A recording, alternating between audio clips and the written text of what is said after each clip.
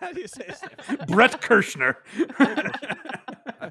It's not how I say it in Marc Russian. Maron was on Bert Kreischer's podcast. Kreischer. That guy. I'm up on comedy. I really am. I pay attention.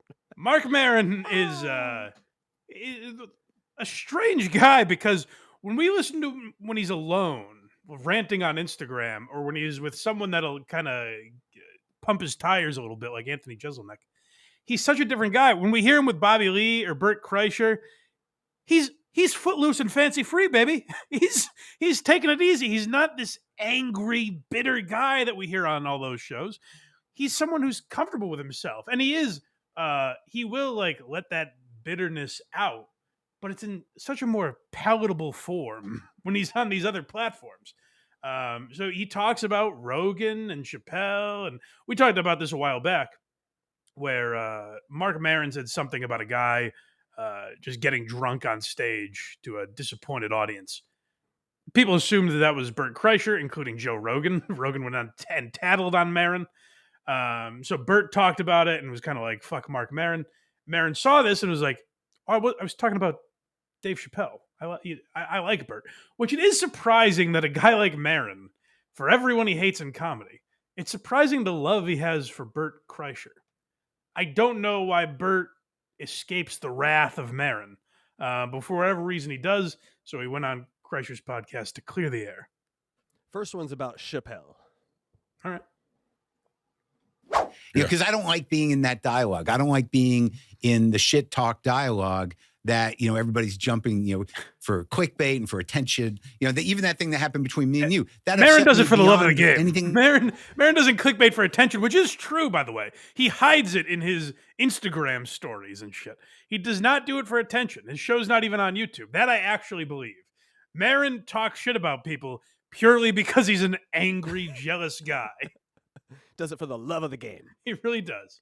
Thing I can tell you. Well, that makes me feel good because it really upset me. Oh, it was terrible because I'm just on my porch, rambling, and sometimes I'm cranky, and I make a comment. I think the comment was that we have in comedy we have this cash grab culture where these drunks can do pop-up shows and sell thousands of tickets. And one of Joe's, Lena Riefenstahls decided to make a fucking movie about it. And then I guess Joe got in your head, and then you threw me under the bus on a podcast, and I'm like, I wasn't even talking about him. Okay, it would have been better if I mentioned names, but I'm so averse to being caught in the clickbait dialogue that I just made it cryptic. And I was talking about Chappelle because you don't do I had heard that he did an arena show that was a pop-up and he was shit-faced. Really? So that was the point of reference. And then when I saw you, I was like, oh my God, I'm not going to say anything bad about Bert. And then it just got out of hand and there was no way to put it back in the bottle. But I knew that, but I knew I could call you and just say like, dude, it wasn't about you. Oh, well, it made me feel good. I appreciate Maron just acknowledge. So often people will do this. They'll talk shit about someone, it gets misconstrued, and they'll be like, no, I was talking about someone else. And then you're like, oh, bullshit, you don't believe it. Maron at least has the balls to be like, all right, I'm caught. You know what? I was talking about Dave Chappelle. Fuck it. I'm like, who cares? Here's some So receipts. I like that he did that. I like that he owned it. And Maron is right, by the way. Like, Chappelle is at this point just like disrespectful to his audience. He'll come in, and other comics, by the way, he'll come in, take over a club and just do 3 hours smoking cigarettes and getting shit-faced. Like, he has a history of doing that. And to call yourself the GOAT and not give a fuck about the product you're putting out, it seems hypocritical. So Maron's right to call him out for that. I still love Chappelle and think he's a great comic, but that's absolutely something he should be criticized for by other comics. I think Chappelle's kind of lost touch. I was listening to Naeem Ali, who's a young comic out of Philly, talk about, he was hanging with Shane Gillis, and Chappelle showed them this trailer for his Netflix special. And it's essentially a montage of look how great Dave Chappelle is. And it's just him at the Kennedy Center winning awards and all this shit. And then it's like, ladies and gentlemen, Dave Chappelle. And Naeem Ali was like, what the fuck is this? And Chappelle's like, what do you mean? You don't like it? And Naeem was like, doesn't it seem kind of just like you're sucking your own dick? And Chappelle's like, oh, maybe. And I don't know if that had any effect on Chappelle, but he didn't use it. He used a literary quote instead, which is almost as douchey, but that's neither here nor there. The point is, like, I think more comics should be calling out Chappelle for that stuff, because otherwise you just get away with it. Like, that's what Patrice O'Neal was great at, kind of being a gatekeeper from that respect. So I appreciate Maron owning that. What is a little naive, and a lot of comics do this, the idea of like getting mad at people on YouTube, like, oh, I just said this publicly, and then some asshole on YouTube made a video about it. Yeah, we're interested in what you do. We're commenting. You know, like, this culture around comedy is new enough that I guess people don't get it, but no one is like, oh, fucking, you know, Mahomes threw an interception, and then these pricks on ESPN talk about it the next day. It's like, no, that's just what happens. You're reacting to things that you're interested in. It's very normal. So the responsibility is on you. If you talk shit about someone, it's not fucking podcast cringe's fault that they heard it and made a video about it. This next one's called Shit Talk. So this is Maron. Like, Maron is so much better when there's people he kind of has to explain himself to, because you get more of a vibe of where he's coming from. And this is a lighter-hearted guy. We talked with Anthony Jeselnik and Maron. It was two bitter guys who just sounded angry. It's more fun listening to Maron talk like this. Here's another thing that happens online is when you talk about another comic and people are like, hey, why are you talking about your brothers, like, or whatever? You don't know fucking comics. Yeah. All we do is talk about other comics. You know, this idea that we're also respectful of each other's success and that there's some sort of a sacred brotherhood. Maybe we don't do it publicly, but I've been doing this since I was 22, and always we're like high school kids. Yeah. It's just the way it is. There's the gossip between us is Oh my pretty God. wild. Yeah. It's fucking crazy. But I had Jeff Dye on here the other day. Who? Jeff Dye. Yeah. And he was trashing you, but it's like, but it was just him upset that you were rude to him. And he was like, I fucking love Marc Maron. But it's like, that's the way you talk about someone at high school. You're like, wait, what? He fucking did what? Like, but he was just like, he was mad at me. he was mad at you because you were rude to him when he was younger or something. Well, you know, I'll say this in my defense. I have no fucking idea who he is. It's good defense. Like, whether he was in high school or now, no idea who we're talking about. Zero idea. So in light of that, I'd like to apologize for being a dick to him when he was a child. And I'll try to check out his comedy if I have time. But see, like, there Maron is purposely being a cunt, but he's being funny. Whereas what we heard, and Maron acts like there's no difference, but I believe that there is. What we heard was two guys literally saying that, like, Joe Rogan and Tony Hinchcliffe were the cause for all of society's problems. And they were having a serious discussion about it. Because Andrew Schultz sells out arenas, that means our nation is crumbling. So when people call you out for that, and Mark might still agree with that opinion and disagree with mine, and that's perfectly fine. But when people call you out for having such an extreme opinion, like, stand by it. And I appreciate that they're shit talking each other, but you kind of have to own it once you do it. You can't be like, why are people making a big deal of it? Because you made it a deal to begin with. Next one's called Rogan, his nemesis. Yeah, so that Bert, and this is one thing I don't think people give enough credit to Bert for. A lot of people criticize his podcasting. He will ask questions like this. Like, he approaches interviews like a fan. He's curious about a lot of the same stuff we are because he's a gossipy Gertie. So he asks him about Rogan. Gossipy Gertie. Have you talked to Joe at all? No. Not at all? No. No? What do you feel like there's a rift there? Yeah. Yeah. I don't think I occupy any space in his head, but, you know, I've gone on. And I'll be honest with you. I don't think he's ever talked to me about you negatively. Like when he sent me that text, he was just like, what happened with you and Maron? Let him answer, Bert. Jesus. It's like, I have no fucking idea. That's just the internet taking it and running with it. And well, Joe, he saw the internet. and running with it. And Joe texts me because we're boys, and he's like, "Yo, what happened to you and Mark?" It's so funny because when he said on the podcast, like, he's not one of your boys, and I thought, like, well, that's good. I don't really want to be anyone's boy, to be honest. No. but he's never. Tommy loves you. Tom. Oh yeah, I love There's him. nothing to I do with love him. anything. I don't know. Joe and I go. Like, All right, I you have to take back understand- my compliment to Bert a minute ago. He's a terrible interviewer, but at least he asked the question, and we'll get to some sort of an answer. I think. At least the lackey of Rogan likes you. is Why kinda- mention Tom Segura? Who gives a shit? That has nothing to do with anything. I know. You've known Joe since he started. Yeah.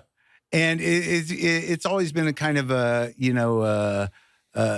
like I'm not a nerd, but like, there was a tension that goes back to like, 1989. Jesus. Again, it might be all me, but now like because of politics, things have expanded I am okay in my zone, and they're, and his minions, if they don't like me, I'm okay. Because there's no reason like I got to get that audience. Like what would I do with them? Do you know what I mean? You know what I mean? So I can imagine that. Yeah. Yeah. So, and I have been critical of him in a sort of coded way, but look, whatever. Yeah. There's no reason. Life's too short. And I've never, I think if you were in Austin, you did a spot at his club, he'd give you a hug. I think you would. I build a lot up in my brain, and I've decided like there's a whole tribe of, of comedians that, It's so think the interesting, though, 'cause edge. you hear Maron kind of admitting it's all built up in his head. And first of all, let me go back to him talking like they've known each other since '89. That's the point that people were making when they said it was just sour grapes, you ripping on Rogan. You've never liked the guy. You don't get along, which, if you know both their personalities, that makes a lot of sense. That Marc Maron and Joe Rogan aren't necessarily best friends. But you've never liked the guy. So don't make it about the vaccine or that he's ruining. You've never liked him. You know what I mean? Like, his culture is toxic. You just don't like Joe Rogan. You don't like Tony Hinchcliffe. You don't like Andrew Schultz. That's fine. And it's fine to talk shit about those guys. But Maron and Jeselnik tried to make it a bigger issue that it wasn't. It just wasn't. There are people that follow Rogan. There are people that think he's a fucking moron. Both are fine opinions to have. And it's perfectly fine for Maron to be one of them. But this is where Maron is kind of delusional and gets in his own head. I don't know Joe Rogan personally, obviously, but from like listening to his show, Rogan would definitely have him on and talk about this stuff. I don't know that he'd give him a hug necessarily, but like he would absolutely have him on and have this out, this 30-year beef that they have apparently.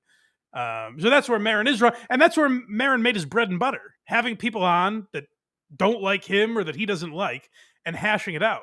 So Maron's resistance to that is a little strange to me, but it's political, I think.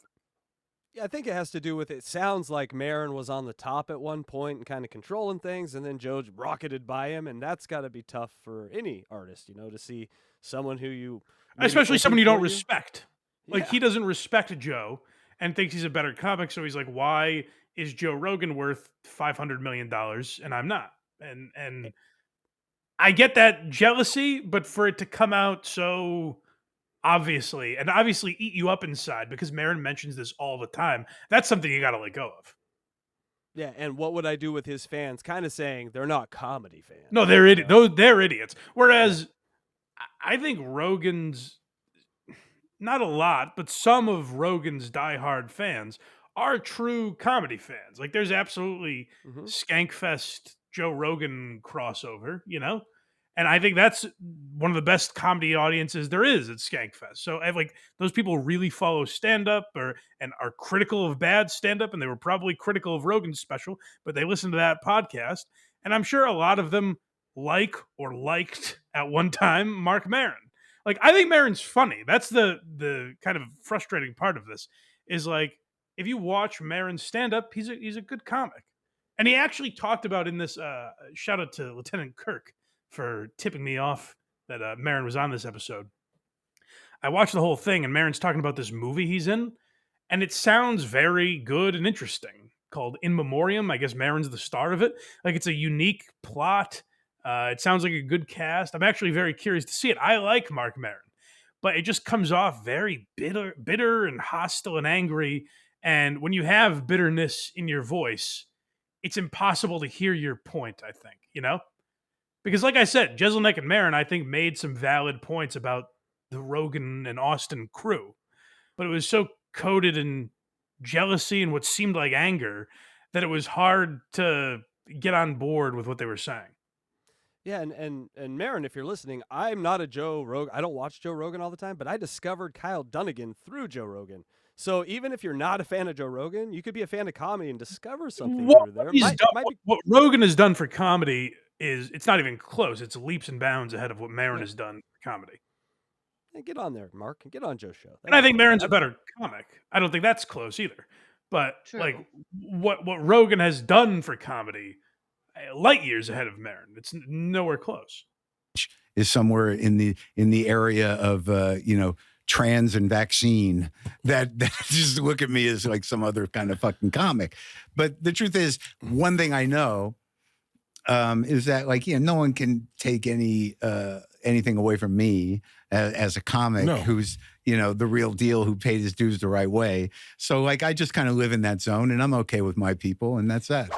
That's very frustrating as a comedy fan to hear Maron go like, "Oh, if you go to the mothership, they just want to hear about the vaccine." And it's like, no, fucking Gabriel Iglesias was just there.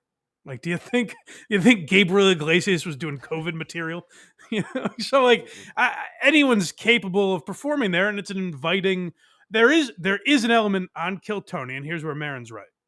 If you watch Kill Tony, there's this idea from the open micers that go on this show, and I don't even know that this is Tony's fault, but there seems to be a lot of people that go on that show, open micers, that are just like, I gotta do a minute about trans people, or I gotta do a minute calling, fucking Biden a pussy, or whatever the fuck. Like, there is an idea about that club and that world. I put that burden on them. I think Maron should go there. And if he thinks that audience is going to hate him, I think that's more incentive for a guy like Maron to go there and piss everyone off. That seems like what Maron is about. It seems actually like the perfect environment for him. If Maron got booed off stage at the mothership, that'd be an amazing story for him to have. So this idea of I'm afraid to go there, I think that's just silly. The last one here for this is Come Town. Yeah, so he also mentions Stavros was just on his podcast, and Nick Mullen used to make fun of Maron a lot on that show on Come Town, and I guess Stavros addressed it with him, which Maron talks about a little here. Yeah, because I had Stavros on not too long ago, and and I didn't realize that him and his partner had been talking shit about me for years. Oh, for real? What's the other guy's name? Nick? Stavros. Yeah. I don't know that guy. Nick Mullins. I don't know any of these fucking people. But Nick Mullins he's first of all, he's fucking hysterical. No, I know he's funny. Yeah, him and I don't love that attitude, which maybe Maron's right. I don't love the attitude. I think Nick Mullen's a genius and one of the great voices in comedy right now. For him to so flippantly be like, I don't know who the fuck he is. Like, I guarantee you the older guys that did that to Maron, it infuriated him and it caused this bitterness. So then pass that down, I think, is very shitty of Maron. You know what I mean? Like, to have all these insecurities and to not realize like you're doing that to people, I think is kind of shitty and just purposely naive. Like, I think Nick Mullen's a better comic than Marc Maron. So to be so dismissive of him, I think is silly. and Stavi together when they did the Come Town. That was one of the funniest. Yeah, but apparently they've been taking shots at me for a long time. And and Stavros was great. I like the guy, and we had a nice conversation. And somebody's like, they've been talking. I'm like, I don't give a fuck, dude. What am I gonna do? Some guy texted me. Someone texted me like, some guy's doing a joke you did. Like some guy, some comic in Chicago, young guy, is doing basically the same joke setup that I did on my 1995 HBO special, and it was public, that's Maron's joke or whatever. So I DM'd the guy. I'm like, we good? And he's like, yeah, man. I took it down. And I never saw your special. I swear to God. I'm like, dude, I don't care. Yeah. Relax. I don't care. Yeah. You can deal with whatever you want to deal with, but I don't give a shit. Yeah. Well, then embrace the shit talk, Mark. I the idea that he doesn't give a shit, but he uses these coded messages against Chappelle. He won't do Rogan's show if he's ever invited. Won't do the mothership if he's invited. Let go of that if you really don't give a shit. He's pretending, and that's the frustrating thing. But I do like Maron going on and kind of confronting some of these things. I think you should just do more of it. Don't be a pussy about it. Have these guys on your podcast if that's a more comfortable environment. But that's kind of what Maron was all about. And then this one segment he seems afraid to tackle head on. Like he obviously thinks I'm putting the names in because he hasn't, but he obviously does not respect. I'm guessing Schultz, Tony Hinchcliffe, a lot of these guys. Maybe I don't know if Shane Gillis is on that list or not, but like Maron doesn't like these people. Ari Shaffir, and I think there are varying degrees. You can't lump them into one pile. I don't think. I actually think Ari is a great comic, and I get why in certain settings he comes off as just like some edgelord. But like if you watch his last two specials, they're great. Some of the best specials that have been put out in the last decade.